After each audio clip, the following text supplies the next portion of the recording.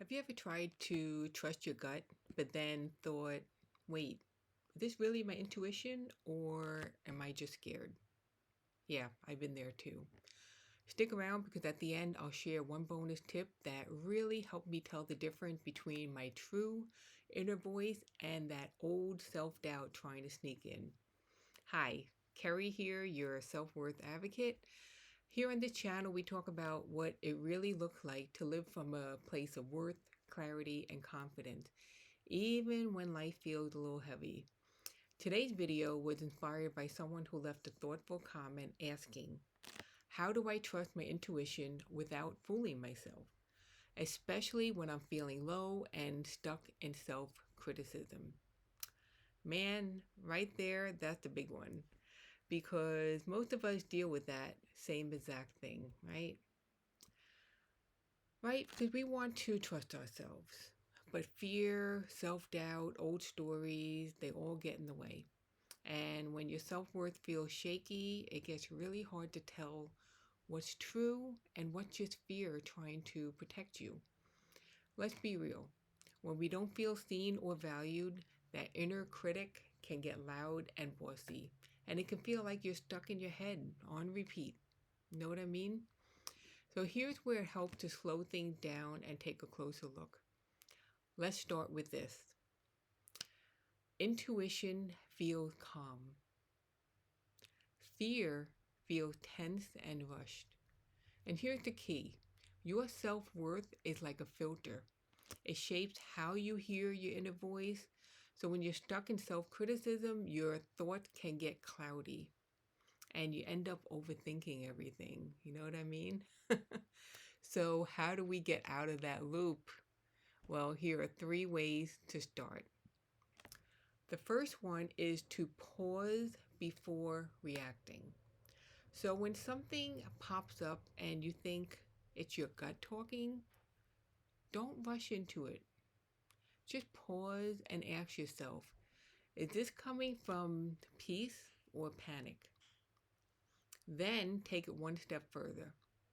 Would I still believe this if I fully trusted myself? That little moment of stillness gives you that space to hear what's real. Okay, so don't underestimate the importance of taking that space. The second tip is to start a truth and trust journal. Right, this one big, especially if you've been second guessing yourself for a long time and it makes it hard to tell what's real. Start writing down those moments when your gut was right. Even the tiny little thing. You know what those times I'm talking about, right? Those are the times when inside you said, hey, maybe don't do that. Or you should reach out to that person. And you were right. So you want to track it. And notice how it felt in your body. Compare that to the time when fear made the call instead. And what this does, it builds up real life proof that you can trust yourself. It's like reminding your brain, hey, I got this. And by the way, if this is helping so far, go ahead and hit that like button and subscribe. And thanks for being here. So tip number 3 is to flip the critic into curiosity. So when those critical thoughts creep in, try saying, that's interesting. What's the fear behind this thought? Is it fear of failing? Fear of being rejected? Then ask, if I knew I couldn't fail, what would I do? Now flip it into a little kindness there. So instead of thinking, I don't feel valued, try this. My value isn't based on who notices it. It's always been in me, right? So that shift in tone can make a huge difference. So listen, trusting your intuition doesn't mean you'll never make mistakes. It means you're choosing to believe that you are worth listening to, that your voice matters, and that inner wisdom is real.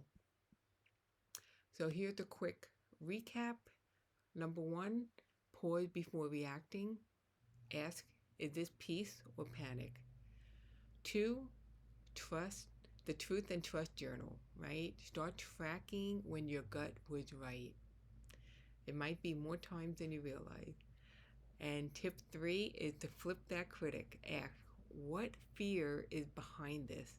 And speak kindly back. And remember, this isn't about being perfect. It's about practicing trust. One thought, one choice at a time. Now, here's your bonus tip that I promise. So, here's what I learned. The more you take those small, brave steps, even when they feel awkward, the stronger your intuition becomes. Courage brings clarity. Every time you honor yourself, you make that inner voice louder and clearer. And then you start to trust yourself more. And it becomes easier to listen to your intuition without fear getting in the way. So if this hits home for you, I'd love to hear from you. Drop a comment and tell me, have you ever struggled to know if it was your gut or your fear talking? Let's talk about it. And if you're wondering, if you're working on rebuilding your self-worth, go ahead and subscribe. I'm cheering you on, and I'll see you in the next video.